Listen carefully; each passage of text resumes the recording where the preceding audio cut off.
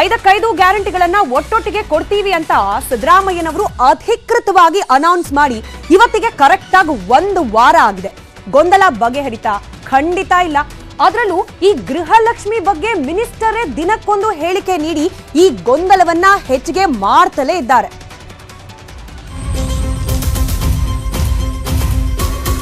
ರಾಜ್ಯಾದ್ಯಂತ ಈಗ ಗ್ಯಾರಂಟಿ ಯೋಜನೆಗಳದ್ದೇ ಸದ್ದು. ಅಳೆದು ತೂಗಿ ಯೋಜನೆ ಜಾರಿ ಮಾಡಿರೋ ಸರ್ಕಾರಕ್ಕೆ ಈಗ ಫಲಾನುಭವಿಗಳ ಆಯ್ಕೆ ತಲೆನೋವು. ಗಂಡ ಅಥವಾ ಮಗ ಆದಾಯ ತೆರಿಗೆ ಅಥವಾ ಜಿಎಸ್ಟಿ ಪಾವತಿಸುತ್ತಿದ್ರೆ ಅಂಥವರಿಗೆ ಹಣ ಸಿಗಲ್ಲ ಅಂತ ನಿನ್ನೆ ಸಿಎಂ ಲಕ್ಷ್ಮೀ ಹೆಬ್ಬಾಳ್ಕರ್ ಇಬ್ರು ಹೇಳಿದ್ರು. ಗೃಹಲಕ್ಷ್ಮಿದು ಕೂಡ ಟ್ಯಾಕ್ಸ್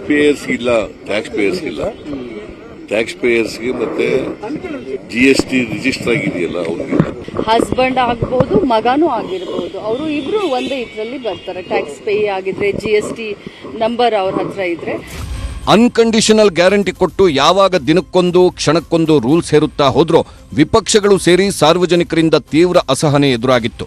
ಆದ್ರೀಗ ತಮ್ಮ ಹೇಳಿಕೆ ಬದಲಿಸಿಕೊಂಡಿರೋ ಸಚಿವೆ ಲಕ್ಷ್ಮೀ ಹೆಬ್ಬಾಳ್ಕರ್ ಈಗ ಮಗ ತೆರಿಗೆ ಕಟ್ಟಿದ್ರೆ ಸಮಸ್ಯೆ ಇಲ್ಲ, ಆದ್ರೆ ಗಂಡ ತೆರಿಗೆ ಕಟ್ಟುತ್ತಿದ್ರೆ ಅಂಥವರಿಗೆ ಗೃಹಲಕ್ಷ್ಮಿ ಹಣ ಸಿಗಲ್ಲ ಅಂತ ಯೂಟರ್ನ್ ತೆಗೆದುಕೊಂಡಿದ್ದಾರೆ. ಹೌದು, ಸ್ಪಷ್ಟೀಕರಣ ಕೊಡೋಕೆ ನಾನು ಬಯಸ್ತೀನಿ. ಯಾಕೆಂದ್ರೆ ನಿನ್ನೆ ಮಾಧ್ಯಮದಲ್ಲಿ ಸುಮಾರು ನನ್ನ ಹೇಳಿಕೆಯನ್ನ ತಾವು ತೋರಿಸಿದಿರ ರಾಜ್ಯ ಜನರಿಗೆ. ಸಂದೇಶ ತಪ್ಪು ಹೋಗಬಾರ್ದು. ಬಟ್ ಸ್ಪೆಸಿಫಿಕ್ ಆಗಿ ನಾವು ಮೆನ್ಷನ್ ಮಾಡಿದ್ದು ಗಂಡ ಕೆಲಸ ಮಾಡೋದನ್ನಷ್ಟೇ ಮಾಡಿ ಅಂತ. ಸೊ ಮಗಂದು ಇದು ಬರೋದಿಲ್ಲ, ವ್ಯಾಪ್ತಿಗೆ ಒಳಪಡೋದು. ಇನ್ನು ಗ್ಯಾರಂಟಿ ರೀತಿಯ ಕಾರ್ಯಕ್ರಮಗಳು ಘೋಷಣೆ ಕಷ್ಟ ಅನ್ನೋದನ್ನ ದಿನೇಶ್ ಗುಂಡೂರಾವ್ ಒಪ್ಪಿಕೊಂಡಿದ್ದಾರೆ. ಈ ರೀತಿಯಾದಂಥ ಕಾರ್ಯಕ್ರಮಗಳನ್ನು ಘೋಷಣೆ ಮಾಡೋದು ಬಹಳ ಸುಲಭ, ಅನುಷ್ಠಾನ ಮಾಡೋದು ಕಷ್ಟ. ಆದರೆ ಕಾಂಗ್ರೆಸ್ ಪಕ್ಷ ಇವತ್ತು ತೋರಿಸ್ತಾ ಇದೆ, ನಾವು ಕೇವಲ ಘೋಷಣೆ ಮಾತ್ರ ಮಾಡೋದಿಲ್ಲ, ಅದನ್ನು ಅನುಷ್ಠಾನ ಕೂಡ ಮಾಡ್ತೀವಿ ಅಂತ ಇವತ್ತು ನಾವು ಜನರಿಗೆ ತೋರಿಸ್ತಾ ಇದ್ದೀವಿ. ಇದು ಒಂದ್ ಕಡೆ. ಇನ್ನು ಮಹಿಳೆಯರು ಉಚಿತ ಬಸ್ ಪ್ರಯಾಣದ್ದು ಮತ್ತೊಂದು ಕತೆ. ಎಲ್ಲಾ ಮಹಿಳೆಯರು ರಾಜ್ಯದ ಉದ್ದಗಲಕ್ಕೂ ಫ್ರೀ ಬಸ್ ಪ್ರಯಾಣ ಅಂತ ಹೇಳಿದ್ರು ಸಿಎಂ. ಆದ್ರೆ ರಾಜ್ಯದ ಬಹಳಷ್ಟು ಜಿಲ್ಲೆಗಳಲ್ಲಿ ಮಹಿಳೆಯರಿಗೆ ಈ ಯೋಜನೆ ಯಾವುದೇ ಪ್ರಯೋಜನಕ್ಕೆ ಬರೋದೇ ಇಲ್ಲ.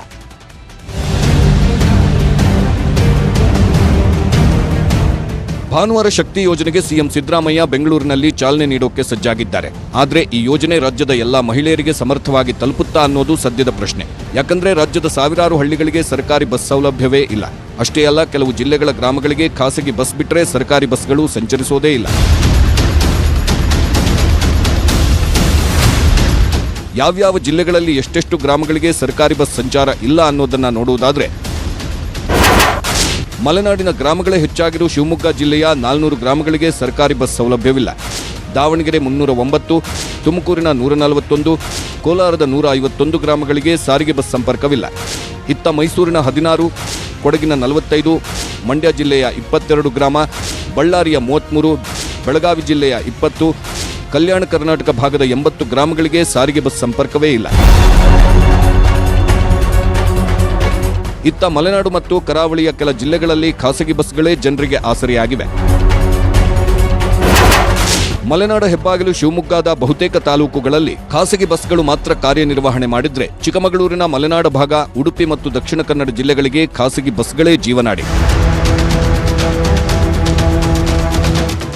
ಸರ್ಕಾರಿ ಸಾರಿಗೆಯಲ್ಲಿ ಮಾತ್ರ ಮಹಿಳೆಯರಿಗೆ ಫ್ರೀ ಟಿಕೆಟ್ ಸೌಲಭ್ಯ ನೀಡಿದ್ರೆ, ಖಾಸಗಿ ಬಸ್ ಅವಲಂಬಿಸಿರೋ ಮಹಿಳೆಯರು ಈ ಸೌಲಭ್ಯದಿಂದ ವಂಚಿತರಾಗಲಿದ್ದಾರೆ. ಇನ್ನು ರಾಜ್ಯದಲ್ಲಿ ಮಹಿಳೆಯರ ಈ ಖಾಸಗಿ ಬಸ್ಗಳ ಮೇಲಿನ ಅವಲಂಬನೆ ಯಾವ ರೀತಿ ಇದೆ ಅನ್ನೋದನ್ನ ಅಂಕಿ ಅಂಶಗಳ ಸಮೇತ ನೋಡ್ತಾ ಹೋಗೋಣ. ಹಾಗೆ ಈ ಉಚಿತ ಬಸ್ ಯೋಜನೆಯಿಂದ ಖಾಸಗಿ ಬಸ್ಗಳಿಗೆ ಯಾವ ರೀತಿಯಾಗಿ ಹೊಡೆತ ಬೀಳುತ್ತೆ ಇದನ್ನ ಕೂಡ ಡೇಟಾ ಸಮೇತ ವಿವರಿಸುವ ಪ್ರಯತ್ನವನ್ನ ಮಾಡ್ತಾ ಇದ್ವಿ. ರಾಜ್ಯದಲ್ಲಿ ಇರೋದು ಒಟ್ಟು ಖಾಸಗಿ ಬಸ್ಗಳ ಸಂಖ್ಯೆ ಎಷ್ಟು ಅನ್ನೋದನ್ನ ನಾವು ಗಮನಿಸಿದ್ರೆ 16,000ಕ್ಕೂ ಹೆಚ್ಚು, 16,000ಕ್ಕೂ ಅಧಿಕ ಖಾಸಗಿ ಬಸ್ಗಳು ರಾಜ್ಯದ ಬೇರೆ ಬೇರೆ ಜಿಲ್ಲೆಗಳಲ್ಲಿ ಗ್ರಾಮದಿಂದ ಗ್ರಾಮಕ್ಕೆ ಸಂಚಾರವನ್ನ ಮಾಡ್ತಾ ಇವೆ. ಇನ್ನು ಮಹಿಳೆಯರ ಅವಲಂಬನೆ ಎಷ್ಟಿದೆ ಈ ಖಾಸಗಿ ಬಸ್ಗಳ ಮೇಲೆ ಅದನ್ನ ನಾವು ಗಮನಿಸಿದಾಗ, ಈ ಬಸ್ಗಳಲ್ಲಿ ಪ್ರಯಾಣ ಮಾಡೋ ಮಹಿಳೆಯರ ಪೈಕಿ 35ರಿಂದ 40% ಮಂದಿ ಖಾಸಗಿ ಬಸ್ ಮೇಲೇನೆ ಅವಲಂಬಿತರಾಗಿದ್ದಾರೆ. ಇನ್ನು ಕರಾವಳಿ ಭಾಗದಲ್ಲಿ 2,500 ಖಾಸಗಿ ಬಸ್ಗಳ ಸಂಚಾರ ಇದೆ. ಇಲ್ಲಿ ಗವರ್ಮೆಂಟ್ ಬಸ್ಗಳಿಗಿಂತ ಗ್ರಾಮದಿಂದ ಗ್ರಾಮಕ್ಕೆ, ಒಂದು ಪ್ರದೇಶದಿಂದ ಒಂದು ಪ್ರದೇಶಕ್ಕೆ ಖಾಸಗಿ ಬಸ್ಗಳ ಮೇಲೇನೆ ಅವಲಂಬಿತರಾಗಿದ್ದಾರೆ ಮಹಿಳೆಯರನ್ನ ಒಳಗೊಂಡಂತೆ ಇತರೆ ಪ್ರಯಾಣಿಕರು. ಇನ್ನು ಖಾಸಗಿ ಬಸ್ಗಳ ಅವಲಂಬನೆ ಕರಾವಳಿ ಭಾಗದಲ್ಲಿ ಅಲ್ಲಿಗೆ 35% ನಷ್ಟಿದೆ. 35% ನಷ್ಟು ಮಹಿಳೆಯರು ಕರಾವಳಿ ಭಾಗದಲ್ಲಿ ಖಾಸಗಿ ಬಸ್ಗಳ ಸಂಚಾರದ ಮೇಲೇನೆ ಅವಲಂಬಿತರಾಗಿದ್ದಾರೆ. ಹಾಗಾಗಿ ಆ 35% ಮಹಿಳೆಯರಿಗೆ ಸರ್ಕಾರದ ಈ ಉಚಿತ ಯೋಜನೆಯ ಪ್ರಯೋಜನ ಇಲ್ಲ. ಇನ್ನು ಮಂಗಳೂರಿನಲ್ಲಿ ಖಾಸಗಿ ಬಸ್ಗಳ ಸಂಖ್ಯೆ ಎಷ್ಟಿದೆ? 328 ಬಸ್ಗಳು ಮಂಗಳೂರು ವ್ಯಾಪ್ತಿಯಲ್ಲೇನೆ ಸಂಚಾರ ಮಾಡ್ತಿದೆ. ಹೀಗಾಗಿ ಈ ಬಸ್ನಲ್ಲಿ ರೆಗ್ಯುಲರ್ ಆಗಿ ಪ್ರಯಾಣ ಮಾಡುವವರಿಗೆ ಸರ್ಕಾರದ ಉಚಿತ ಬಸ್ ಪ್ರಯಾಣದ ಯಾವುದೇ ಪ್ರಯೋಜನ ಇರೋದಿಲ್ಲ. ಶಿವಮೊಗ್ಗ ಜಿಲ್ಲೆ ಇಲ್ಲೂ ಕೂಡ ಖಾಸಗಿ ಬಸ್ಗಳೇ ಕನೆಕ್ಟಿಂಗ್, ಒಂದು ಪ್ರದೇಶದಿಂದ ಮತ್ತೊಂದು ಪ್ರದೇಶಕ್ಕೆ ಕನೆಕ್ಟಿಂಗ್ ವಿಚಾರದಲ್ಲಿ ಹೆಲ್ಪ್ ಆಗ್ತಾ ಇರೋದು. 600ಕ್ಕೂ ಅಧಿಕ, ಇನ್ಫ್ಯಾಕ್ಟ್ 646 ಬಸ್ಗಳಿದೆ. ಇನ್ನು ಚಿತ್ರದುರ್ಗ ಜಿಲ್ಲೆಯಲ್ಲಿ 450 ಖಾಸಗಿ ಬಸ್ಗಳಿದೆ. ಇದರಲ್ಲೂ ಕೂಡ ಮಹಿಳೆಯರು ಪ್ರಯಾಣ ಮಾಡ್ತಿದ್ದಾರೆ ಡೈಲಿ. ಹೀಗಾಗಿ ಅವರಿಗೆ ಈ ಸರ್ಕಾರಿ ಬಸ್ನ ಉಚಿತ ಸೌಲಭ್ಯ ಯಾವುದೇ ರೀತಿ ಪ್ರಯೋಜನಕ್ಕೆ ಬರೋದಿಲ್ಲ. ಚಿಕ್ಕಮಗಳೂರು ಜಿಲ್ಲೆಯಲ್ಲಿ 280 ಖಾಸಗಿ ಬಸ್ಗಳು ಸಂಚಾರ ಮಾಡ್ತಾ ಇವೆ. ಅದರಲ್ಲೂ ಕೂಡ ದಿನನಿತ್ಯದ ಚಟುವಟಿಕೆಗೆ ಮಹಿಳೆಯರು ಅವಲಂಬಿತರಾಗಿದ್ದಾರೆ. ಹೀಗಾಗಿ ಈ ಒಂದು ಯೋಜನೆಯ ಫಲ ಈ ರೀತಿ ಖಾಸಗಿ ಬಸ್ಗಳಲ್ಲೇ ಸಂಚಾರ ಮಾಡ್ತಿರೋ ಮಹಿಳೆಯರಿಗೆ ಎಲ್ಲಿ ಸಿಕ್ತು ಅನ್ನೋ ಪ್ರಶ್ನೆ ಒಂದ್ ಕಡೆ ಆದ್ರೆ, ಫ್ರೀ ಬಸ್ ಕೊಟ್ಟು ಇನ್ನು ಖಾಸಗಿ ಪ್ಲಸ್ ಪ್ರೈವೇಟ್ ಗವರ್ಮೆಂಟ್ ಬಸ್ ಎರಡೂ ಕಡೆ ಓಡಾಡ್ತಿರೋ ಕಡೆ ಖಾಸಗಿ ಬಸ್ನವರಿಗೆ ನೇರವಾಗಿ ಹೊಡೆತ ಅನ್ನೋ ಆರೋಪ ಕೂಡ. ಇದರ ಜೊತೆಗೆ ನಂಗೂ ಫ್ರೀ ನಿಂಗೂ ಫ್ರೀ ಅನ್ನೋ ಮುಖ್ಯಮಂತ್ರಿಗಳಿಗೆ ಕಂಡೀಷನ್ ಇದ್ರೆ ಹೆಂಗ್ ಸರ್ ಫ್ರೀ ಅಂತ ಕೇಳಿದ್ರೆ ಸಿಟ್ಟಾಗ್ತಿದ್ದಾರೆ. ಸಿಟ್ಟು ಕೇವಲ ಅವರೊಬ್ಬರಿಗೆ ಮಾತ್ರನ ಬರೋದು. ಫ್ರೀ ಅಂದ್ಕೊಂಡು ಈಗ ಡಬಲ್ ಕರೆಂಟ್ ಬಿಲ್ ಕಟ್ಟಿ ಅಂದ್ರೆ ಬರ್ದೇ ಇರತ್ತಾ ಸಿಟ್ಟು? ನೀವು 199 ಯೂನಿಟ್ ಬಳಸ್ತಾ ಇದ್ದೀರಾ ಫ್ರೀ, 180 ಯೂನಿಟ್ ಬಳಸ್ತಾ ಇದ್ದೀರಾ ಫ್ರೀ, 170 ಬಳಸ್ತಾ ಇದ್ದೀರಾ ಫ್ರೀ, 50 ಮಾಡ್ತಾ ಇದ್ದೀರಾ ಫ್ರೀ, 60 ಮಾಡ್ತಾ ಇದ್ದೀರಾ ಫ್ರೀ. ಅವ್ರು 60 ಮಾಡೋರ್ಗು 200 ಕೊಟ್ರಿ 200 ಅಂತಂದ್ರೆ free free free free free free ತಗಳ್ರಪ್ಪ. ಮತ್ತೆ ನಮ್ಮ ಮುಖ್ಯಮಂತ್ರಿಗಳು ಫ್ರೀ ಫ್ರೀ ಫ್ರೀ ಅಂತವ್ರೆ. ನಮ್ಮ ಸಿಎಂ ಸಿದ್ದರಾಮಯ್ಯನವರ ಈ ಮಾತನ್ನೇ ನಂಬಿಕೊಂಡ ಜನರಿಗೆ ಪಂಗನಾಮ ಹಾಕ್ತಿರೋದ್ರ ಬಗ್ಗೆ ಮಾತ್ರ ಸಿದ್ದರಾಮಯ್ಯನವರು ಮಾತಾಡಲ್ಲ. ಗೊಂದಲದ ಗೂಡಾಗಿರೋ ಗ್ಯಾರಂಟಿಗಳ ಬಗ್ಗೆ ಕ್ಲಾರಿಟಿ ಕೇಳಿದ್ರೆ ಮಾಧ್ಯಮದವರ ಮೇಲೆ ಸಿಎಂ ಗರಂ ಆಗ್ತಾರೆ. ಆದ್ರೆ ಕೆಲವು ಪತ್ರಿಕೆಯವರು, ಟಿವಿಯವರು ಅದನ್ನ ಸುಮ್ಮನೆ ವಿಮರ್ಶೆ ಮಾಡೋದು. ಇವರು 200 ಯೂನಿಟ್ ವರೆಗೆ ಅಂತ ಹೇಳಿದ್ರು. ಕೆಲವರಿಗೆಲ್ಲ ಅವರೇಜ್ ಮಾಡಿದ್ದಾರೆ ಒಂದು ವರ್ಷಕ್ಕೆ. ಯಾರ್ಯಾರು ಬಿಜೆಪಿ ಪರವಾಗಿ ಅವರೇ ಮಾಡೋದು ಇದನ್ನೆಲ್ಲ. ಮುಖ್ಯಮಂತ್ರಿಗಳೇನೋ ಗೊಂದಲಕ್ಕೆ ಪರಿಹಾರ ಕೇಳಿದ್ರೆ ಸಿಟ್ಟಾಗ್ತಾರೆ. ಆದ್ರೆ ಇಲ್ಲಿ ನೋಡಿ, ಜೆಸ್ಕಾಂ ಕಚೇರಿಗೆ ಜನ ಹೇಗೆ ಮುತ್ತಿಗೆ ಹಾಕ್ತಿದ್ದಾರೆ ಅಂತ.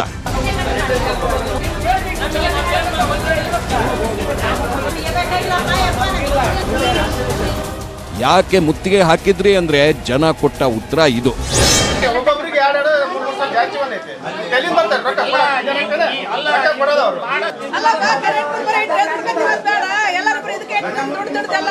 $0.55 ಇರುವಂತದ್ದು 2.64 ಚಾರ್ಜ್ ಆಗಿದೆ. ಹೌದಾ? ಅದು 400 ಪಟ್ಟು ಜಾಸ್ತಿ ಆಗಿದೆ. ಎಲ್ಲೂ ಅಷ್ಟು ರೇಟ್ ಜಂಪ್ ಆಗಲ್ಲ. ಏನ್ ಮಾಡ್ಬೇಕು ನಾವು? ಬಸ್ ಫ್ರೀ ಬಿಡ ಅಂತ ಯಾರು ಕೇಳಿದ್ದಿಲ್ಲ. ಮಾಡಿದ್ದವ್ರು ಮಾಡಿರ್ಬೋದು ಗೌರ್ಮೆಂಟ್ ಕಡೆಯಿಂದ. ಇದು ಮಾಡಿ ಎಲ್ಲ ಈ ಕಡೆ ಕೈಲಿಂದ ಕೊಟ್ಟಿದ್ದು ಈ ಕಡೆ ಕೈಲಿಂದ ಇಸ್ಕೊಂಡಂಗಾಯ್ತು. ಏನ್ ಮಾಡ್ದಂಗಾಯ್ತು ಗೌರ್ಮೆಂಟ್ ಸೌಲಭ್ಯ ನಮಗೆ? ಅಂದ್ಹಾಗೆ ಇದು ಕೊಪ್ಪಳ ಜಿಲ್ಲೆಯ ಗಂಗಾವತಿ ನಗರದ 100 ಮಹಿಳೆಯರ ಸಮಸ್ಯೆ ಅಲ್ಲ, ಇಡೀ ರಾಜ್ಯದ ಸಮಸ್ಯೆ. ಸರ್ಕಾರ ಏನಾದ್ರೂ ಹೇಳಲಿ, ಆಗಾಗ್ಗೆ ಎಚ್ಚರಿಸೋ ಕೆಲಸ, ಜನರ ಸಮಸ್ಯೆಗಳನ್ನ ತೋರಿಸೋ ಕೆಲಸವನ್ನ ನಾವಂತೂ ನಿಲ್ಲಿಸಲ್ಲ.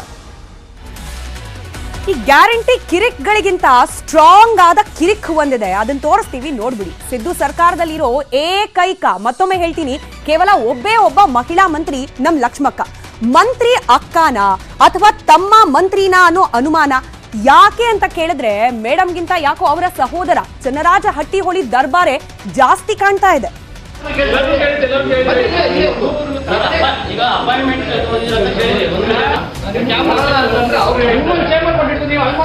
ಯಾಕ್ರಿ ಒಳಗ್ ಬಂದಿದ್ದೀರಾ?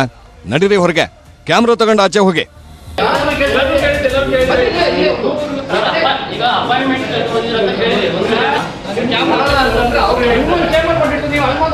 ಕರೆಯೋದು ಇವ್ರೆ, ಕರೆದ್ರು ಅಂತ ಹೋದ್ರೆ ಬಾಯಿಗೆ ಬಂದಂಗೆ ಅಧಿಕಾರದ ಅಮಲಲ್ಲಿ ಮಾತಾಡ್ತಾರೆ, ಮಾಧ್ಯಮದವರನ್ನ ಅವಮಾನಿಸ್ತಾರೆ.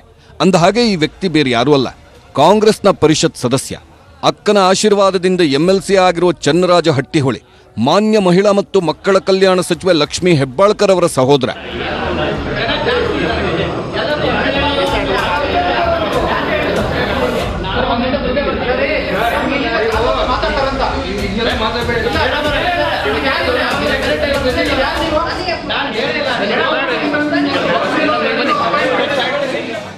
ಗೃಹಲಕ್ಷ್ಮಿ ಯೋಜನೆ ಬಗ್ಗೆ ವಿವರಣೆ ಕೊಡಬೇಕು ಬನ್ನಿ ಅಂತ ಎಲ್ಲ ಮಾಧ್ಯಮದವರನ್ನ ಆಹ್ವಾನಿಸಿ, ಆಮೇಲೆ ನಾವು ಕರೆದಿಲ್ಲ, ಯಾಕೆ ಬಂದ್ರೆ ನಡಿರಿ ಆಚೆ ಅಂತ ಜೋರು. ದುರಂತ ಏನಪ್ಪಾ ಅಂದ್ರೆ, ಮಂತ್ರಿಗಳ ಕಚೇರಿಯಲ್ಲಿ ತಮ್ಮ ದರ್ಪ ಮೆರೆಯುತ್ತಿದ್ರು ಸಚಿವೆ ಲಕ್ಷ್ಮೀ ಹೆಬ್ಬಾಳ್ಕರ್ ಕೂಡ ಅದೇ ಕಚೇರಿಯಲ್ಲಿದ್ರು. ಒಳಗ್ ಕೂತಿದ್ರು, ಸುಮ್ಮನಿದ್ರು. ಯಾವಾಗ ಮಾಧ್ಯಮದವರು ತಿರುಗ್ಬಿದ್ರೋ ಆಗ ಸಚಿವರು ಬನ್ನಿ ಮಾತಾಡೋಣ ಅಂತ ಕರೆದು ಕೊನೆಗೆ ಕ್ಷಮೆ ಕೇಳಿದ್ರು. ನಾನು ತಪ್ಪಂತ ಹೇಳ್ತಾ ಇಲ್ಲ, ಬಟ್ ನಮ್ಮ ಆಫೀಸ್ನಿಂದ ನಿಮ್ಗೆ ಯಾರು ಫೋನ್ ಮಾಡಿಲ್ಲ ಅಂತ ಅಷ್ಟೇ. ಯಾಕಂದ್ರೆ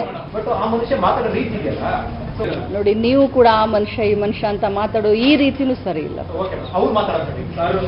ಸೊ ಇಬ್ರು ಗಿವ್ ರೆಸ್ಪೆಕ್ಟ್, ಟೇಕ್ ರೆಸ್ಪೆಕ್ಟ್. ಏನೇ ಹೆಚ್ಚು ಕಡಿಮೆ ಆಗಿದ್ರು ಐ ಆಮ್ ಸಾರಿ. ಒಂದು ಐ ಆಮ್ ಸಾರಿ.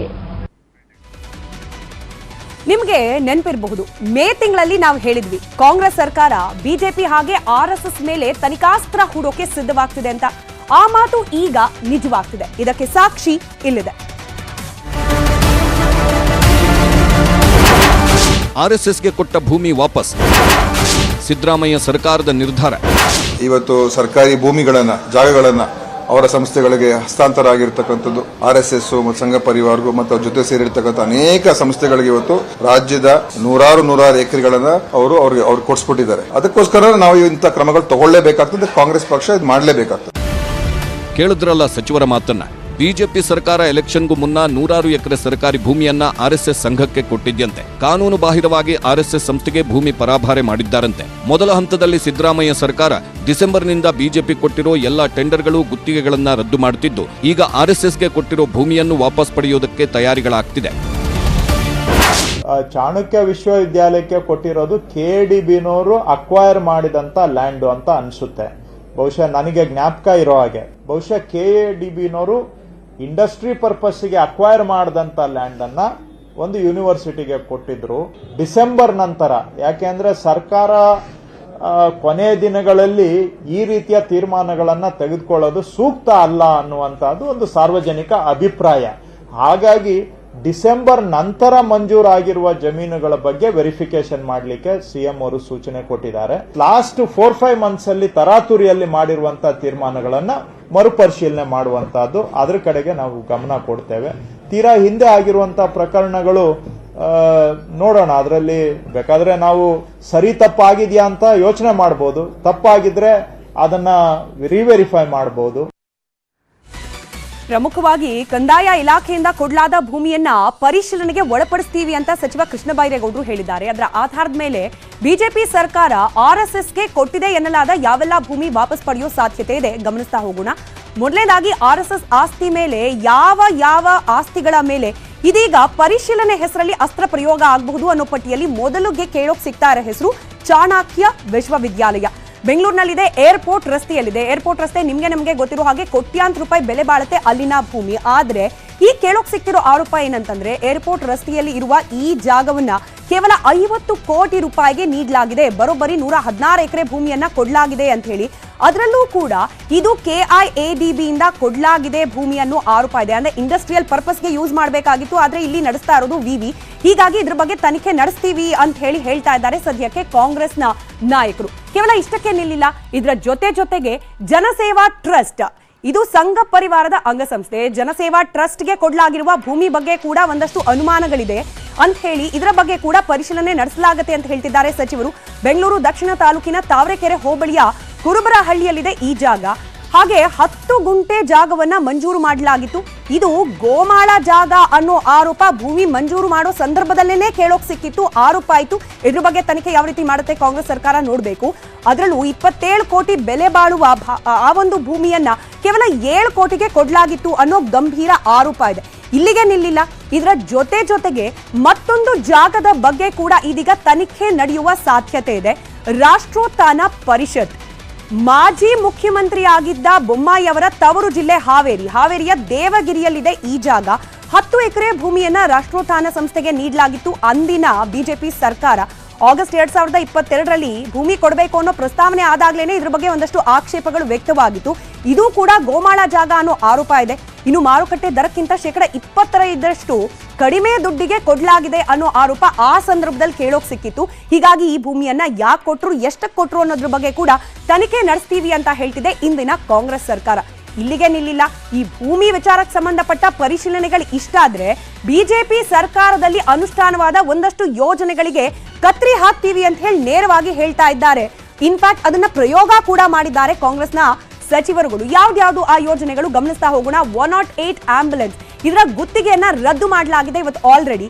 ಯಾಕೆ ನಾವು ಗಮನಿಸಿದ್ವಿ, ಈ 108 ಆಂಬ್ಯುಲೆನ್ಸ್ ನ ಬಗ್ಗೆ ಸಾಕಷ್ಟು ಅವ್ಯವಸ್ಥೆ ಇದೆ, ಇದು ಒಂದು ರೀತಿಯಲ್ಲಿ ಅವ್ಯವಸ್ಥೆಯ ಕೂಪ ಅನ್ನೋ ಆರೋಪ ಪದೇ ಪದೇ ಕೇಳೋಕ್ ಸಿಕ್ಕಿತ್ತು. ಹೀಗಾಗಿ ಈ 108ಗೆ ಆಂಬ್ಯುಲೆನ್ಸ್ಗೆ ನೀಡಲಾಗಿದ್ದ ಗುತ್ತಿಗೆಯನ್ನ ರದ್ದು ಮಾಡಿದೆ ಇಂದಿನ ಕಾಂಗ್ರೆಸ್ ಸರ್ಕಾರ. ಇದರ ಜೊತೆಗೆ ಡಯಾಲಿಸಿಸ್ ಕೇಂದ್ರಗಳ ಟೆಂಡರ್ ಅನ್ನ ಕೂಡ ರದ್ದುಗೊಳಿಸಲಾಗಿದೆ. ಈ ಒಂದು ಟೆಂಡರ್ಗಳನ್ನ ನೀಡೋ ಸಂದರ್ಭದಲ್ಲಿ 100 ಕೋಟಿ ಕಿಕ್ ಬ್ಯಾಕ್ ಅನ್ನ ಪಡೆಯಲಾಗಿದೆ ಅನ್ನೋ ಗಂಭೀರ ಆರೋಪ ಕೇಳೋಕ್ ಸಿಕ್ಕಿತ್ತು ಹಿಂದಿನ ಬಿಜೆಪಿ ಸರ್ಕಾರ ಇದ್ದ ಅವಧಿಯಲ್ಲಿ. ಹೀಗಾಗಿ ಈ ಟೆಂಡರ್ ಅನ್ನೇ ರದ್ದುಗೊಳಿಸಿ ಆ ಒಂದು ಆದೇಶವನ್ನ ಹೊರಡಿಸಲಾಗಿದೆ. ಇನ್ನು ಚಾಮರಾಜನಗರ ಆಕ್ಸಿಜನ್ ದುರಂತ ನಿಮಗೆ ಗೊತ್ತಿದೆ, ಕೋವಿಡ್ ಸಂದರ್ಭದಲ್ಲಿ ಆದ ದುರಂತ ಸಾಕಷ್ಟು ಜನರ ಜೀವವನ್ನ ಬಲಿ ಪಡೆದಿತ್ತು. ಆದ್ರೆ ಇದಕ್ಕೆ ಹೊಣೆ ಯಾರು, ಕಾರಣ ಏನು, ಇದೆಲ್ಲದರ ಬಗ್ಗೆ ಮರು ತನಿಖೆಗೆ ಕೂಡ ಆದೇಶವನ್ನ ನೀಡಲಾಗಿದೆ. ಆ ಮೂಲಕ ಇಂದಿನ ಕಾಂಗ್ರೆಸ್ ಸರ್ಕಾರ ಹಿಂದಿನ ಬಿಜೆಪಿ ಸರ್ಕಾರದ ಸಚಿವರುಗಳಾಗಿದ್ದವರ ಮೇಲೆ ಹಾಗೆ ಆ ಸಂದರ್ಭದಲ್ಲಿ ಅನುಷ್ಠಾನವಾದ ಒಂದಷ್ಟು ಯೋಜನೆಗಳ ಮೇಲೆ ನೇರವಾಗಿ ತನಿಖೆಯ ಅಸ್ತ್ರಗಳನ್ನ ಹೂಡ್ತಿದ್ದಾರೆ. ಅಲ್ಲಿಗೆ ನಿಲ್ಲಿಲ್ಲ. ಹಿಂದಿನ ಸರ್ಕಾರ ವರ್ಸಸ್ ಹಾಲಿ ಸರ್ಕಾರ ಮರು ಪರಿಶೀಲನೆಯ ವಾರ್. ಪಠ್ಯ ಪರಿಷ್ಕರಣೆ ಹೆಸರಲ್ಲಿ ಈಗ ಟಾರ್ಗೆಟ್ ಸೂಲಿಬೆಲೆ ಪಾರ್ಟ್ 2 ಶುರುವಾಗಿದೆ. ಯಾವ ಆಧಾರದ ಮೇಲೆ ಚಕ್ರವರ್ತಿ ಸೂಲಿಬೆಲೆ ಪಾಠ ಹಾಕಿದ್ದಾರೆ? ಮಕ್ಕಳು ಬಾಡಿಗೆ ಭಾಷಣಕಾರನ ಪಠ್ಯ ಓದಬೇಕಾ? ಚಕ್ರವರ್ತಿ ಸೂಲಿಬೆಲೆ ಟಾರ್ಗೆಟ್ ಮಾಡಿದ ಜೂನಿಯರ್ ಖರ್ಗೆ. ಕೆಲ ದಿನಗಳ ಹಿಂದಷ್ಟೇ ಚಿಂತಕ ಚಕ್ರವರ್ತಿ ಸೂಲಿಬೆಲೆ ಅವರನ್ನ ಜೈಲಿಗೆ ಕಳಿಸ್ತೀವಿ ಅಂತ ಸಚಿವ ಎಂಬಿ ಪಾಟೀಲ್ ಗುಡುಗಿದ್ರು. ಇದೀಗ ಸಚಿವ ಪ್ರಿಯಾಂಕ್ ಖರ್ಗೆ ಕೂಡ ಚಕ್ರವರ್ತಿ ಸೂಲಿಬೆಲೆ ಅವರನ್ನ ಟಾರ್ಗೆಟ್ ಮಾಡಿದ್ದಾರೆ. ಸೂಲಿಬೆಲೆ ರಚಿಸಿರೋ ಪಠ್ಯವನ್ನ ತೆಗೆಯೋ ಮಾತನಾಡಿದ್ದಾರೆ. ಯಾವ ಆಧಾರದ ಮೇಲೆ ಚಕ್ರವರ್ತಿ ಸೂಲಿಬೆಲೆ ಪಾಠ ಹಾಕಿದ್ದಾರೆ? ಅವು ಯಾವ PhD ಮಾಡಿದ್ದಾರೆ? ಬಾಡಿಗೆ ಭಾಷಣಕಾರರಿಗೆಲ್ಲ ನೀವು ಇದು ಲೇಖಕರು ಮಾಡಿ ಸಾಹಿತಿಗಳು ಮಾಡಿಬಿಟ್ಟು ಆ ಪಠ್ಯ ಪುಸ್ತಕಗಳು ನಮ್ಮ ಮಕ್ಕಳು ಓದಬೇಕಾ? ಏನು ಕರ್ನಾಟಕ ಸಾಹಿತ್ಯಕ್ಕೆ ಅಷ್ಟು ಬರ ಬಂದಿದ್ಯಾ? ಚಕ್ರವರ್ತಿ ಸೂಲಿಬೆಲೆ ಅವರು 10ನೇ ತರಗತಿ ಮಕ್ಕಳಿಗಾಗಿ ರಚಿಸಿರೋ ಪಾಠದಲ್ಲಿ ಏನಿದೆ ಅನ್ನೋದನ್ನ ನೋಡೋದಾದ್ರೆ, 10ನೇ ತರಗತಿಯ ಸಿರಿ ಕನ್ನಡ ಪುಸ್ತಕದಲ್ಲಿ ತಾಯಿ ಭಾರತೀಯ ಅಮರಪುತ್ರರು ಎಂಬ ಲೇಖನವನ್ನು ಸೇರಿಸಲಾಗಿದೆ. ಇದರಲ್ಲಿ ಭಗತ್ ಸಿಂಗ್, ರಾಜಗುರು, ಸುಖದೇವ್ ಬಗ್ಗೆ ಲೇಖನವಿದ್ದು 1931ನೇ ಇಸ್ವಿ ಮಾರ್ಚ್ 23ರಂದು ಈ ಮೂವರನ್ನು ಗಲ್ಲಿಗೇರಿಸುವ ಪ್ರಸಂಗ ಉಲ್ಲೇಖಿಸಲಾಗಿದೆ. ದೇಶಪ್ರೇಮ ಸಾರೋ ಬಗ್ಗೆ ಲೇಖನ ಬರೆಯಲಾಗಿದೆ. ಕಾಂಗ್ರೆಸ್ಸಿಗರ ಪಠ್ಯ ಬದಲಾವಣೆ ವಿಚಾರಕ್ಕೆ ಬಿಜೆಪಿ ನಾಯಕರು ಕಿಡಿಕಾರಿದ್ದಾರೆ. ಕೈ ನಾಯಕರು ದ್ವೇಷದ ರಾಜಕಾರಣ ಮಾಡುತ್ತಿದ್ದಾರೆ ಅಂತ ಕಿಡಿಕಾರಿದ್ದಾರೆ. ಹೆಡ್ಗೇವಾರವರ ಪಾಠವನ್ನು, ಅವರ ಭಾಷಣವನ್ನು ನಾವು ವಾಪಸ್ ಪಡಿತೇವೆ ಅನ್ನೋದಾಗಲಿ, ಸೂಲಿಬೆಲೆ ಅವರ ಪಠ್ಯಪುಸ್ತಕದ ಪಾಠವನ್ನು ವಾಪಸ್ ಪಡಿತೇವೆ ಅನ್ನೋದಾಗಲಿ ನಿಜಕ್ಕೂ ಖಂಡನಾರ್ಹ ವಿಚಾರ. ಎಲ್ಲವನ್ನ ಅರ್ಥ ಮಾಡಿಕೊಳ್ಬೇಕಾದ ಸರ್ಕಾರ ಇವತ್ತು ದ್ವೇಷಕ್ಕೆ ಕೈಕಿಕೊಂಡು ಪಠ್ಯಪುಸ್ತಕದ ವಿಚಾರದಲ್ಲಿ ಒಂದಷ್ಟು ರಾಜಕಾರಣ ಮಾಡಲಿಕ್ಕೆ ಹೊರಟಿದೆ. ಕೆಲವು ಸಾಹಿತಿಗಳು ಮುಖ್ಯಮಂತ್ರಿಗಳ ಹಿಂದೆ ಮುಂದೆ, ಶಿಕ್ಷಣ ಸಚಿವರ ಹಿಂದೆ ಮುಂದೆ ತಿರುಗಿಕೊಂಡು ಅವರ ಅಜೆಂಡಾವನ್ನ ಪುಸ್ತಕದಲ್ಲಿ ಸೇರಿಸಿ ಮಕ್ಕಳ ಭವಿಷ್ಯ ಜೊತೆ ಚೆಲ್ಲಾಟವಾಡುವ ಅಪಾಯ ಇದೆ. ಹೊಸ ಶಾಸಕರಿಗೆ ಆಸ್ತಿ ವಿವರ ಸಲ್ಲಿಸುವಂತೆ ಲೋಕಾಯುಕ್ತ ನ್ಯಾಯಮೂರ್ತಿ BS ಪಾಟೀಲ್ ಡೆಡ್ಲೈನ್ ನೀಡಿದ್ದಾರೆ. ಆಸ್ತಿ ವಿವರ ಸಲ್ಲಿಸುವಂತೆ 15 ದಿನಗಳ ಹಿಂದೆಯೇ ನೂತನ ಶಾಸಕರಿಗೆ ಸೂಚನೆ ನೀಡಲಾಗಿತ್ತು. ಆದರೂ ಕೂಡ ಈವರೆಗೆ ಶಾಸಕರು ಆಸ್ತಿ ವಿವರ ಸಲ್ಲಿಸಿರಲಿಲ್ಲ. ಹೀಗಾಗಿ ಎಲ್ಲ 224 ಶಾಸಕರಿಗೂ ಜೂನ್ 30ರ ಒಳಗೆ ಆಸ್ತಿ ವಿವರ ಸಲ್ಲಿಸುವಂತೆ ಡೆಡ್ಲೈನ್ ನೀಡಲಾಗಿದೆ. ಒಂದು ವೇಳೆ ಜೂನ್ 30ರ ಒಳಗೆ ಆಸ್ತಿ ವಿವರ ಸಲ್ಲಿಕೆ ಮಾಡದಿದ್ದರೆ ಶಿಸ್ತು ಕ್ರಮ ಕೈಗೊಳ್ಳುವುದಾಗಿ ಕೂಡ ಸರ್ಕಾರದ ಮುಖ್ಯ ಕಾರ್ಯದರ್ಶಿಗೆ ಮೌಖಿಕ ಸೂಚನೆಯನ್ನ ನೀಡಲಾಗಿದೆ. ಇನ್ನು ಅಂತೂ ಇಂತೂ ಎಲ್ಲಾ ಜಿಲ್ಲೆಗಳಿಗೂ ಉಸ್ತುವಾರಿ ಸಚಿವರುಗಳ ಭಾಗ್ಯ ಸಿಕ್ಕಿದೆ. ನಿರೀಕ್ಷೆಯಂತೆ ಬಹುತೇಕ ಸಚಿವರಿಗೆ ಬಯಸಿದ ಜಿಲ್ಲೆಗಳದ್ದೇ ಉಸ್ತುವಾರಿ ಹೊಣೆಗಾರಿಕೆ ಕೊಡಲಾಗಿದೆ.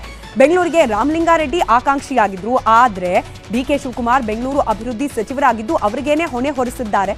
ಇನ್ನು ತುಮಕೂರಿಗೆ KN ರಾಜಣ್ಣ ಆಕಾಂಕ್ಷಿಯಾಗಿದ್ರು, ಪರಮೇಶ್ವರ್ಗೆ ಈ ಒಂದು ಹುದ್ದೆ ಸಿಕ್ಕಿದೆ. ಇನ್ನು ಮೈಸೂರಿಗೆ ಪಿರಿಯಾಪಟ್ನ ವೆಂಕಟೇಶ್ ಕಣ್ಣಿಟ್ಟಿದ್ರು, ಮಹದೇವಪ್ಪನವರಿಗೆ ಇನ್ಚಾರ್ಜ್ ಭಾಗ್ಯ ಸಿಕ್ಕಿದೆ. ಇತ್ತ ಧಾರವಾಡದ ಮೇಲೆ ಲಕ್ಷ್ಮೀ ಹೆಬ್ಬಾಳ್ಕರ್ ಕಣ್ಣಿತ್ತು, ಆದ್ರೆ ಉಡುಪಿಯ ಹೊಣೆಗಾರಿಕೆಯನ್ನ ಲಕ್ಷ್ಮೀ ಹೆಬ್ಬಾಳ್ಕರ್ ಅವರ ಹೆಗಲಿಗೆ ಹೊರಿಸಲಾಗಿದೆ. ಧಾರವಾಡಕ್ಕೆ ಸಂತೋಷ್ ಲಾಡ್ ಅವರನ್ನ ಉಸ್ತುವಾರಿ ಸಚಿವರನ್ನಾಗಿ ನೇಮಕ ಮಾಡಲಾಗಿದೆ. ಇತ್ತ ರಾಯಚೂರಿಗೆ ಶರಣಪ್ರಕಾಶ್ ಪಾಟೀಲ್ ಅವರನ್ನ ಉಸ್ತುವಾರಿ ಸಚಿವರಾಗಿ ನೇಮಕ ಮಾಡಲಾಗಿದೆ. ಆದ್ರೆ ಶರಣಪ್ರಕಾಶ್ ಪಾಟೀಲ್ರ ವಿರುದ್ಧ ರಾಯಚೂರು ಮಂದಿ ಕಡೆಯಿಂದಲೇ ಪ್ರತಿಭಟನೆಗಳು ವ್ಯಕ್ತವಾಗಿದೆ. ಇನ್ನು ಬೆಂಗಳೂರು ಗ್ರಾಮಾಂತರದ ಮೇಲೆ ಕಣ್ಣಿಟ್ಟಿದ್ರು ಜಮೀರ್ ಅಹಮದ್. ವಿಜಯನಗರ ಜಿಲ್ಲಾ ಉಸ್ತುವಾರಿ ಸಚಿವ ಸ್ಥಾನವನ್ನ ಕೊಡಲಾಗಿದೆ. ಆದರೆ ಬೆಂಗಳೂರು ಗ್ರಾಮಾಂತರ KH ಮುನಿಯಪ್ಪ ಅವರಿಗೆ ದಕ್ಕಿದೆ. 2013ರಲ್ಲಿ ಕೊಡಗು ಉಸ್ತುವಾರಿಯಾಗಿದ್ದ ಸಚಿವ KJ ಜಾರ್ಜ್ ಡಿವೈಎಸ್ಪಿ ಗಣಪತಿ ಆತ್ಮಹತ್ಯೆ ಕೇಸ್ನಲ್ಲಿ ಕಾಂಟ್ರವರ್ಸಿಗೆ ಸಿಲುಕಿದ್ರು. ಈಗ ಕೊಡಗು ಬದಲು ಜಾರ್ಜ್ ಅವರಿಗೆ ಚಿಕ್ಕಮಗಳೂರು ಉಸ್ತುವಾರಿಯನ್ನ ನೀಡಲಾಗಿದೆ. ಉತ್ತರ ಕರ್ನಾಟಕವನ್ನ ಕಲುಷಿತ ನೀರು ಇನ್ನಿಲ್ಲದಂತೆ ಕಾಡ್ತಲೇ ಇದೆ. 1 ವರ್ಷದ ಅವಧಿಯಲ್ಲಿ 12 ಜನ ಕಲುಷಿತ ನೀರಿಗೆ ಬಲಿಯಾಗಿ ಹೋಗಿದ್ದಾರೆ. ಕೊಪ್ಪಳದಲ್ಲಿ ಕಳೆದ 48 ಗಂಟೆಗಳಲ್ಲೇ 2 ಮಕ್ಕಳು ಸೇರಿದಂತೆ 3 ಸಾವನ್ನಪ್ಪಿದ್ದಾರೆ. ಇತ್ತ ಸಿಲಿಕಾನ್ ಸಿಟಿ ಬೆಂಗಳೂರಿನಲ್ಲೂ ಕೂಡ ಕಲುಷಿತ ನೀರು ಸೇವಿಸಿ 100ಕ್ಕೂ ಹೆಚ್ಚು ಅಪಾರ್ಟ್ಮೆಂಟ್ ನಿವಾಸಿಗಳು ಅಸ್ವಸ್ಥಗೊಂಡಿದ್ದಾರೆ. ಆನೇಕಲ್ನ ಮಹಾವೀರ್ ಅಪಾರ್ಟ್ಮೆಂಟ್ನಲ್ಲಿ ಈ ಘಟನೆ ನಡೆದದ್ದು ವಾಟರ್ ಟ್ಯಾಂಕ್ ಶುಚಿಗೊಳಿಸದೆ ನೀರು ಪೂರೈಸಿದ್ದಕ್ಕೆ ಸಮಸ್ಯೆಯಾಗಿದೆ ಅನ್ನೋ ಮಾಹಿತಿ ಸಿಕ್ಕಿದೆ. ಒಂದ್ ಕಡೆ ಕುಡಿಯೋ ನೀರೇ ಪ್ರಾಣ ತೆಗಿತಾ ಇದೆ, ಮತ್ತೊಂದ್ ಕಡೆ ಮುಂಗಾರು ತಡವಾಗಿ ನೀರೇ ಸಿಗದೆ ಜನ ಪರದಾಡ್ತಿದ್ದಾರೆ. ಜನರ ಜಲ ಬವಣೆಯನ್ನ ನೀಗಿಸಬೇಕಾಗಿದ್ದ ರಾಜಕೀಯ ಪಕ್ಷಗಳು ಅದನ್ನ ಮಾಡೋದ್ ಬಿಟ್ಟು ಇಲ್ಲೂ ಕೂಡ ರಾಜಕೀಯ ಮಾಡ್ತಾ ಇದೆ. ಕರ್ನಾಟಕಕ್ಕೆ ಇನ್ನೂ ಎಂಟ್ರಿಯಾಗದ ಮುಂಗಾರು. ರಾಜ್ಯದ ಪ್ರಮುಖ ಡ್ಯಾಂಗಳಲ್ಲಿ ನೀರು ಖಾಲಿ. ಕೇರಳಕ್ಕೆ ಮುಂಗಾರು ಮಾರುತ ಎಂಟ್ರಿಯಾಗಿ 24 ಗಂಟೆಗಳೇ ಕಳೆದಿದೆ. ಆದರೆ ರಾಜ್ಯದತ್ತ ಮಾನ್ಸೂನ್ ಮಾರುತಗಳು ಇನ್ನೂ ಸುಳಿಯುತ್ತಿಲ್ಲ. ಮಳೆಗಾಗಿ ರೈತರು ಚಾತಕ ಪಕ್ಷಿಗಳಂತೆ ಕಾಯ್ತಿದ್ದಾರೆ. ಮುಂಗಾರು ತಡವಾದ ಕಾರಣ ನೀರಿಗಾಗಿ ಹಾಹಾಕಾರ ಶುರುವಾಗಿದೆ. ಜಲಾಶಯಗಳು ಖಾಲಿಯಾಗಿ ಕುಡಿಯೋ ನೀರಿಗೂ ತತ್ವಾರ ಶುರುವಾಗಿದೆ. ಕೊಪ್ಪಳ ಜಿಲ್ಲೆ ಕುಷ್ಟಗಿ ತಾಲೂಕಿನ ಬಿಜಕಲ್ ಗ್ರಾಮ ಪಂಚಾಯಿತಿ ವ್ಯಾಪ್ತಿಯ ಕೆಬೋದೂರು ತಾಂಡಾದಲ್ಲಿ ನೀರಿಗಾಗಿ ಪರದಾಡುತ್ತಿದ್ದಾರೆ. ಉತ್ತರ ಕರ್ನಾಟಕದ ಹಲವು ಜಿಲ್ಲೆಗಳಲ್ಲಿ ಇದೇ ಪರಿಸ್ಥಿತಿ ಇದ್ದು, ಸಿಎಂ ಸಿದ್ದರಾಮಯ್ಯ ಸಭೆ ನಡೆಸಿ ಕುಡಿಯೋ ನೀರಿಗೆ ಯಾವುದೇ ಸಮಸ್ಯೆಯಾಗದಂತೆ ನೋಡಿಕೊಳ್ಳಬೇಕು ಅಂತ ಅಧಿಕಾರಿಗಳಿಗೆ ತಾಕೀತು ಮಾಡಿದ್ದಾರೆ. ಇತ್ತ ದಕ್ಷಿಣ ಕನ್ನಡ ಸೇರಿ ಕರಾವಳಿ ಮಲೆನಾಡಲ್ಲಿ ಮುಂಗಾರು ಎಂಟ್ರಿಯಾಗದೇ ಇದ್ರೂ ಬೈಪರ್ಜೋಯ್ ಚಂಡಮಾರುತದ ಪರಿಣಾಮದಿಂದಾಗಿ ಅಲ್ಲಲ್ಲಿ ಮಳೆಯಾಗ್ತಿದ್ದು ಬಿಸಿಲಿನಿಂದ ಕಂಗೆಟ್ಟಿದ್ದ ಜನ ಖುಷಿಯಾಗಿದ್ದಾರೆ. ಚಿತ್ರದುರ್ಗ ಜಿಲ್ಲೆಯ ಹಲವೆಡೆಯೂ ಕಳೆದ ರಾತ್ರಿ ಬಿರುಗಾಳಿ ಸಹಿತ ಮಳೆಯಾಗಿದೆ. ಇನ್ನು ಮುಂಗಾರು ಆಗಮನ ವಿಳಂಬವನ್ನೇ ರಾಜಕೀಯಕ್ಕೆ ಬಳಸಿಕೊಂಡಿರೋ ಬಿಜೆಪಿ ಸಿದ್ದು ಕಾಲವೆಂದರೆ ಬರಗಾಲವೆಂಬ ನುಡಿ ಸತ್ಯವಾಯಿತೇ, ಮುಂಗಾರು ಓಡಿಹೋಯ್ತೇ ಸಿದ್ದರಾಮಯ್ಯನವರೇ ಅಂತ ಟ್ವೀಟ್ ಮಾಡಿದ್ದಾರೆ. ಸಿದ್ದು ಕಾಲ ಬರಗಾಲ ಅಂತ ಬಿಜೆಪಿ ವ್ಯಂಗ್ಯ ಮಾಡ್ತಿದೆ. ಆದರೆ ಅದೇ ಬರಗಾಲ ನೀಗಿಸೋಕೆ ರಾಜ್ಯಕ್ಕೆ ನಾಳೆ ನಾಡಿದ್ದು ಮುಂಗಾರು ಮಳೆ ಪ್ರವೇಶ ಆಗ್ತಾ ಇದ್ದು ಇವತ್ತಿನಿಂದಲೇ ವರುಣ ರಾಯ ಪ್ರತಾಪ ತೋರಿಸುತ್ತಿದ್ದಾನೆ. ದಾವಣಗೆರೆಯ ಜಗಳೂರಿನಲ್ಲಿ ಸಿಡಿಲ ಅಬ್ಬರದ ಮಳೆಗೆ 2 ಜೀವ ಬಿಟ್ಟಿದ್ದಾರೆ. ಅಣಬೂರು ಗ್ರಾಮದ ಕಾಟಲಿಂಗಪ್ಪ, ರಾಜು ಸಿಡಿಲಿಗೆ ಬಲಿಯಾದ ರೈತರು. ಇನ್ನು ಮಂಡ್ಯದ ಮದ್ದೂರಿನಲ್ಲಿ ಬಿರುಗಾಳಿ ಮಳೆಗೆ 8 ಗ್ರಾಮಗಳಲ್ಲಿ 30ಕ್ಕೂ ಹೆಚ್ಚು ವಿದ್ಯುತ್ ಕಂಬಗಳು ಧರೆಗೆ ಉರುಳಿವೆ. 15ಕ್ಕೂ ಹೆಚ್ಚು ಮರಗಳು ಬಿದ್ದಿದ್ದು ಮದ್ದೂರಿನ ನಗರಕೆರೆ, ಸೋಂಪುರ, ಮಲಗಾರೆಪುರ ಸೇರಿದಂತೆ 8 ಗ್ರಾಮಗಳಲ್ಲಿ ವಿದ್ಯುತ್ ಸಂಪರ್ಕ ಕಡಿತವಾಗಿದೆ. ಇನ್ನು ಬೆಸಗರಹಳ್ಳಿ ಭಾಗದ ಕೆಲವು ಗ್ರಾಮಗಳಲ್ಲಿ ಮನೆಗೆ ನೀರು ನುಗ್ಗಿದೆ. ಇತ್ತ ಕಲಬುರಗಿಯ ಚಿಂಚೋಳಿಯಲ್ಲಿ ಮಳೆ ಅಬ್ಬರಕ್ಕೆ ನಿರ್ಮಾಣ ಹಂತದ ಸೇತುವೆಯೇ ಕೊಚ್ಚಿ ಹೋಗಿದೆ. ದೇಗಲಮಡಿ ಗ್ರಾಮದ ಸಂಚಾರ ಬಂದ್ ಆಗಿದ್ದು ಜನರು ಪರದಾಡ್ತಿದ್ದಾರೆ.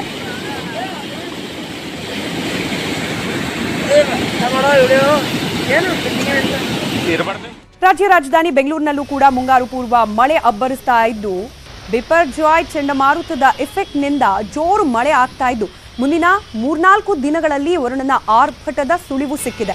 ಕರ್ನಾಟಕ, ಕೇರಳ, ಗೋವಾ, ಆಂಧ್ರಪ್ರದೇಶ, ತಮಿಳುನಾಡಿನಲ್ಲಿ ಯೆಲ್ಲೋ ಅಲರ್ಟ್ ಘೋಷಣೆಯಾಗಿದೆ. ಇತ್ತ ತುಮಕೂರು, ಶಿವಮೊಗ್ಗ, ಉಡುಪಿ, ಉತ್ತರ ಕನ್ನಡ, ಕೊಡಗು, ಹಾಸನ, ದಕ್ಷಿಣ ಕನ್ನಡ ಜಿಲ್ಲೆಯಲ್ಲೂ ಯೆಲ್ಲೋ ಅಲರ್ಟ್ ಘೋಷಿಸಿದೆ ಹವಾಮಾನ ಇಲಾಖೆ. ಹವಾಮಾನ ಇಲಾಖೆಯವರ ಜೊತೆಗೆ ಕಳೆದ ವಾರನೇ ನಾನು ಸಭೆ ಮಾಡಿದ್ದೇನೆ. ಅವರು ಹೇಳಿದ ಪ್ರಕಾರ ಈ ವರ್ಷ ವಾಡಿಕೆ ಸರಾಸರಿ ಮಳೆ ಆಗುತ್ತೆ ಅಂತ, ಹೆಚ್ಚು ಮಳೆ ಆಗೋದಿಲ್ಲ ಅಂತ ಹವಾಮಾನ ಇಲಾಖೆಯವರು ಹೇಳಿದ್ದಾರೆ. ನಾನು ಹೇಳ್ತಾ ಇರೋದಲ್ಲ, ವಿಜ್ಞಾನಿಗಳು ಹೇಳಿರುವಂತ ಮಾತನ್ನ. ಆದರೂ ಸಹ ಸಡನ್ ಆಗಿ ಏರುಪೇರು ಆಗುವಂತ ಸಾಧ್ಯತೆಗಳಿರ್ತವೆ. ಅದಕ್ಕೆ ಬೇಕಾದಂತ ತಯಾರಿಯನ್ನ ನಾವು ಮಾಡಿಕೊಳ್ತೇವೆ. ಇನ್ನು ಮೇಕೆದಾಟು ಬಳಿ ಕಾವೇರಿ ನದಿಗೆ ಡ್ಯಾಂ ಕಟ್ಟೋ ಕರ್ನಾಟಕ ಸರ್ಕಾರದ ಪ್ರಸ್ತಾಪಕ್ಕೆ ತಮಿಳುನಾಡು ಸರ್ಕಾರ ಮತ್ತೆ ಖ್ಯಾತೆ ತೆಗೆದಿದೆ. ಮೇಕೆದಾಟು ಡ್ಯಾಂ ಕಟ್ಟೋಕೆ ನಮ್ಮ ಸಮ್ಮತಿ ಇಲ್ಲ ಅಂತ ತಮಿಳುನಾಡು ಸಿಎಂ ಎಂಕೆ ಸ್ಟಾಲಿನ್ ಮತ್ತೆ ಸ್ಪಷ್ಟಪಡಿಸಿದ್ದಾರೆ. ಮೊನ್ನೆಯಷ್ಟೇ ಟ್ವೀಟ್ ಮಾಡಿದ ಡಿಕೆ ಶಿವಕುಮಾರ್, ಅಕ್ಕಪಕ್ಕದ ರಾಜ್ಯದವರು ಅಣ್ಣ ತಮ್ಮಂದಿರಂತೆ ಬದುಕೋಣ, ನಿಮ್ಮಲ್ಲಿ ಹೃದಯ ಶ್ರೀಮಂತಿಕೆ ಇದೆ, ನಮ್ಮಲ್ಲೂ ಹೃದಯ ಶ್ರೀಮಂತಿಕೆ ಇದೆ, ಒಬ್ರಿಗೊಬ್ರು ಸಹಕರಿಸ್ತಾ ಜೊತೆಯಾಗಿ ಸಾಗೋಣ ಅಂತ ಹೇಳಿದ್ರು. ಆದ್ರೆ ಡ್ಯಾಂಗೆ ಅವಕಾಶ ಕೊಡೋದೇ ಇಲ್ಲ ಎಂದಿದ್ದಾರೆ ಸ್ಟಾಲಿನ್.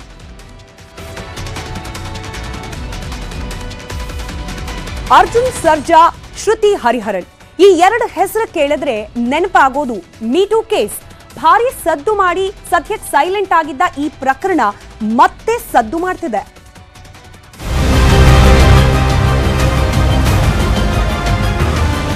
ಸ್ಯಾಂಡಲ್ವುಡ್ನಲ್ಲಿ ಸಂಚಲನ ಸೃಷ್ಟಿಸಿದ್ದ ನಟಿ ಶ್ರುತಿ ಹರಿಹರನ್ ಮೀಟೂ ಕೇಸ್ಗೆ ಮರುಜೀವ ಬಂದಿದೆ. ನಟ ಅರ್ಜುನ್ ಸರ್ಜಾ ಕೇಸ್ಗೆ ಪೊಲೀಸರು ಸಲ್ಲಿಸಿದ್ದ ಬಿ ರಿಪೋರ್ಟ್ ಪ್ರಶ್ನಿಸಿದ್ದ ಶ್ರುತಿ ಹರಿಹರನ್ಗೆ ಕೋರ್ಟ್ ನೋಟಿಸ್ ಜಾರಿ ಮಾಡಿದೆ.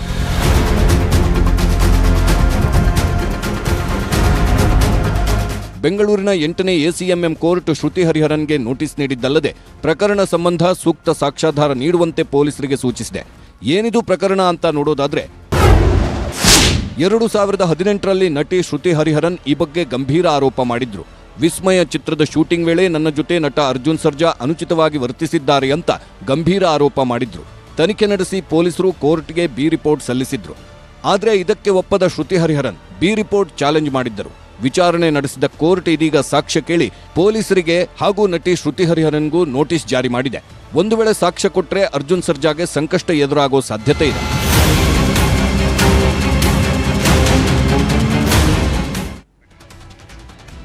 ಗೇಮಿಂಗ್ ಮೂಲಕ ಕೂಡ ಮತಾಂತರ ಮಾಡಬಹುದಾ? ಆಟಕ್ಕೆ ಎಲ್ಲಿಯ ಧರ್ಮದ ನಂಟು? ಗೇಮ್ನಿಂದ ಹೇಗೆ ಮತಾಂತರ ಅಂತ ನೀವು ಸಾಲು ಸಾಲು ಪ್ರಶ್ನೆಯನ್ನ ನಿಮ್ಮನ್ನು ನೀವು ಕೇಳ್ಕೊಳ್ಳೋಕೆ ಮುಂಚೆ ನಾವು ತೋರಿಸೋ ಈ ವರದಿಯನ್ನ ನೋಡ್ಬಿಡಿ. ಜಿಹಾದ್ ವಿವಿಧ ರೂಪದಲ್ಲಿ ಮುಗ್ಧರನ್ನ ಬಲೆಗೆ ಬೀಳಿಸಿ ಮತಾಂತರ ಮಾಡೋ ಕೃತ್ಯ ಇದೀಗ ಹೊಸದೊಂದು ರೀತಿಯ ಜಿಹಾದ್ ಬಯಲಾಗಿದ್ದು ಹೆತ್ತವರನ್ನ ಬೆಚ್ಚಿ ಬೀಳಿಸುತ್ತಿದೆ.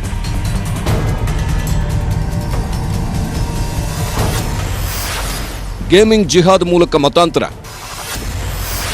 ಉತ್ತರ ಪ್ರದೇಶದಲ್ಲಿ ಬಯಲಾಯಿತು ಜಾಲ. ಉತ್ತರ ಪ್ರದೇಶದ ಪೊಲೀಸರು ಭೇದಿಸಿರುವ ಜಾಲವೊಂದು ಈಗ ಹಲವು ಚರ್ಚೆಗಳನ್ನು ಹುಟ್ಟುಹಾಕಿದೆ. ಕಳೆದ ಭಾನುವಾರ ಗಾಜಿಯಾಬಾದ್ನಲ್ಲಿ ಪ್ರಕರಣವೊಂದರಲ್ಲಿ ರೆಹಮಾನ್ ಎಂಬಾತನನ್ನ ಪೊಲೀಸರು ಬಂಧಿಸಿದ್ರು. ವಿಚಾರಣೆ ವೇಳೆ ರೆಹಮಾನ್ ಗೇಮಿಂಗ್ ಜಿಹಾದ್ ಬಗ್ಗೆ ಬಾಯ್ಬಿಟ್ಟಿದ್ದಾನೆ. ಗೇಮ್ ಮೂಲಕ 4 ಹದಿಹರೆಯದವರನ್ನ ಇಸ್ಲಾಂಗೆ ಮತಾಂತರ ಮಾಡಲಾಗಿದೆ ಎಂಬ ಸ್ಫೋಟಕ ಮಾಹಿತಿ ಹೊರಬಿದ್ದಿದೆ. ಫೋರ್ಟ್ನೈಟ್ ಆಪ್ ಮೂಲಕ ಯುವಕ ಯುವತಿಯರನ್ನ ಟಾರ್ಗೆಟ್ ಮಾಡಲಾಗ್ತಿದೆಯಂತೆ. 4 ಹಂತಗಳಲ್ಲಿ ಬ್ರೈನ್ ವಾಶ್ ನಡೆಸಲಾಗ್ತಿದ್ದು, ಮೊದಲ ಹಂತದಲ್ಲಿ ಗೇಮ್ ಮಧ್ಯೆ ಇಸ್ಲಾಮಿಕ್ ಧಾರ್ಮಿಕ ಗ್ರಂಥ ಓದೋ ಟಾಸ್ಕ್ ನೀಡಿ ಗೆದ್ರೆ ಇಸ್ಲಾಂ ಧರ್ಮಗ್ರಂಥ ಓದಿದ್ದೇ ಕಾರಣ ಅಂತ ಬಿಂಬಿಸೋದು. ನಂತರ 2ನೇ ಹಂತದಲ್ಲಿ ಮುಸ್ಲಿಮೇತರರ ಬಗ್ಗೆ ಮಾತನಾಡಿ ಸೋಲಿಗೆ ಇದೇ ಕಾರಣ ಅಂತ ಮರಳು ಮಾಡೋದು. 3ನೇ ಹಂತದಲ್ಲಿ ಮುಸ್ಲಿಂ ಪ್ರವಚನಕಾರ ಜಾಕಿರ್ ನಾಯಕ್ ವಿಡಿಯೋಗಳನ್ನ ಕಳಿಸೋದು. ಕೊನೆಯದಾಗಿ ಸ್ಥಳೀಯರ ಮೂಲಕ ಬ್ರೈನ್ ವಾಶ್ ಮಾಡಲಾಗ್ತಿತ್ತಂತೆ. ಸದ್ಯ ಪ್ರಕರಣವನ್ನ ಗಂಭೀರವಾಗಿ ಪರಿಗಣಿಸಿರೋ ಪೊಲೀಸರು ಇದರ ಹಿಂದಿರೋ ಕುಳಗಳಿಗಾಗಿ ತಲಾಶ್ ನಡೆಸುತ್ತಿದ್ದಾರೆ. ಮುಂಬೈನ ಮೀರಾ ರೋಡ್ನಲ್ಲಿ ನಡೆದ ಯುವತಿಯ ಹತ್ಯೆ ಮಾಡಿ ಕುಕ್ಕರ್ನಲ್ಲಿ ಕುದಿಸಿದ ಪ್ರಕರಣಕ್ಕೆ ಸಂಬಂಧಪಟ್ಟಂತೆ ಆರೋಪಿ ಮನೋಜ್ ಸಹಾನಿ ಕ್ಷಣಕ್ಕೊಂದು ಹೇಳಿಕೆ ನೀಡುತ್ತಿದ್ದಾನೆ. ಸರಸ್ವತಿ ಜೊತೆ ನಾನು ಲಿವಿಂಗ್ನಲ್ಲಿ ಇರಲಿಲ್ಲ, ನಾವಿಬ್ರು ಮದುವೆಯಾಗಿದ್ವಿ ಅಂತಿದ್ದಾನೆ. ಆದರೆ ಇದಕ್ಕೆ ಯಾವುದೇ ಸಾಕ್ಷ್ಯಾಧಾರವಾಗಲಿ ದಾಖಲೆಗಳಾಗಲಿ ಇಲ್ಲ ಎಂದಿದ್ದಾನೆ. ಅಲ್ಲದೆ ತನಗೆ HIV ಇದ್ದು ಆಕೆಯೊಟ್ಟಿಗೆ ಯಾವುದೇ ದೈಹಿಕ ಸಂಪರ್ಕ ಹೊಂದಿರಲಿಲ್ಲ ಅಂತ ಕೂಡ ಹೇಳ್ತಿದ್ದಾನೆ. ಮತ್ತಷ್ಟು ಪ್ರಮುಖ ಸುದ್ದಿ ಕ್ವಿಕಾಗಿ ನೋಡೋಣ ಸೂಪರ್ ಸ್ಪೀಡ್ನಲ್ಲಿ.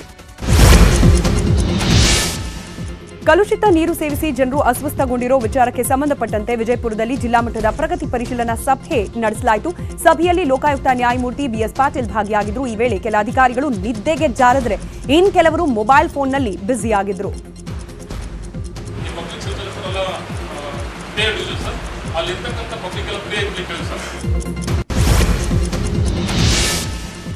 ಬೀದಿ ಕಾಮಣ್ಣನಿಗೆ ವಿದ್ಯಾರ್ಥಿನಿ ಚಪ್ಪಲಿ ಏಟು ಕೊಟ್ಟಿರೋ ಘಟನೆ ಕುಂದಾಪುರ ತಾಲೂಕಿನ ಓಕ್ವಾಡಿಯಲ್ಲಿ ನಡೆದಿದೆ. ಹಾಸ್ಟೆಲ್ನಿಂದ ಕಾಲೇಜಿಗೆ ತೆರಳುತ್ತಿದ್ದ ವಿದ್ಯಾರ್ಥಿನಿಯ ಜೊತೆ ಬಾರ್ಕೂರು ಮೂಲದ ನಜೀರ್ ಎಂಬಾತ ಅಸಭ್ಯವಾಗಿ ವರ್ತಿಸಿದ್ದಾನೆ. ಕೂಡಲೇ ವಿದ್ಯಾರ್ಥಿನಿ ಚೀರಿದ್ದು ಸ್ಥಳೀಯರು ಬಂದು ರೋಡ್ ರೋಮಿಯೋಗೆ ಧರ್ಮದೇಟು ಕೊಟ್ಟಿದ್ದಾರೆ.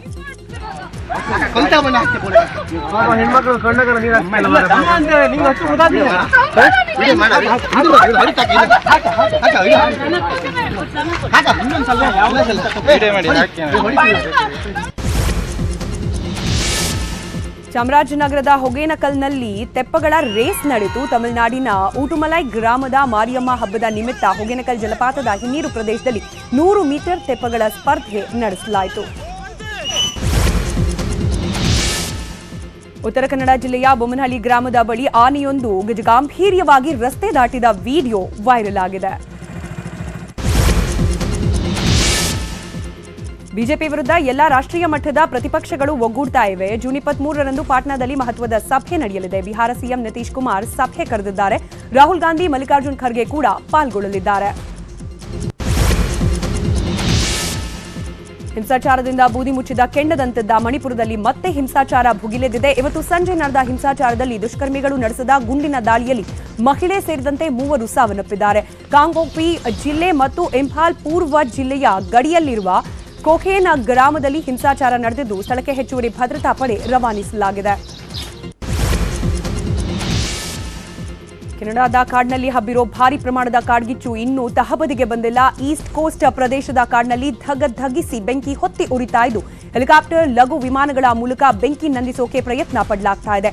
ಕಾಡ್ಗಿಚ್ಚಿನಿಂದ ಉಂಟಾಗ್ತಾ ಇರೋ ದಟ್ಟ ಹೊಗೆಯ ಎಫೆಕ್ಟ್ ನ್ಯೂಯಾರ್ಕ್ ನಗರಕ್ಕೂ ತಟ್ಟಿದೆ. ನಗರದಲ್ಲಿ ದಟ್ಟ ಹೊಗೆ ಆವರಿಸಿದ್ದು ಜನ ಉಸಿರಾಡೋಕ್ಕೂ ಕಷ್ಟಪಡುವಂತಾಗಿದೆ. ಅಮೆರಿಕ ಮಾಜಿ ಅಧ್ಯಕ್ಷ ಡೊನಾಲ್ಡ್ ಟ್ರಂಪ್ ವಿರುದ್ಧದ ಸರ್ಕಾರಿ ದಾಖಲೆಗಳ ದುರ್ಬಳಕೆ ಪ್ರಕರಣದಲ್ಲಿ ದೋಷಾರೋಪಣೆ ಪಟ್ಟಿ ಸಲ್ಲಿಸಲಾಗಿದೆ. ಹೀಗಾಗಿ ಫೆಡರಲ್ ನ್ಯಾಯಾಲಯದಲ್ಲಿ ವಿಚಾರಣೆ ನಡೆಯಲಿದೆ. ಮತ್ತೊಮ್ಮೆ ಅಧ್ಯಕ್ಷರಾಗೂ ಕನಸು ಕಂಡಿದ್ದ ಟ್ರಂಪ್ಗೆ ಇದು ಭಾರಿ ಹಿನ್ನಡೆ ಆಗಲಿದೆ ಎನ್ನಲಾಗ್ತಿದೆ.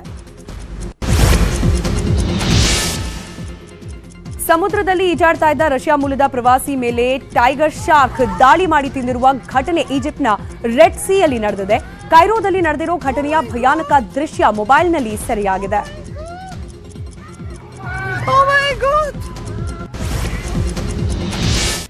ಇದು ಇವತ್ತಿನ ಸೂಪರ್ ಪ್ರೈಮ್ at 9. ನೋಡ್ತಾ ಇರಿ ನ್ಯೂಸ್ 18. ಜಾಲ ನಮ್ಮದು, ಬಲ ನಿಮ್ಮದು.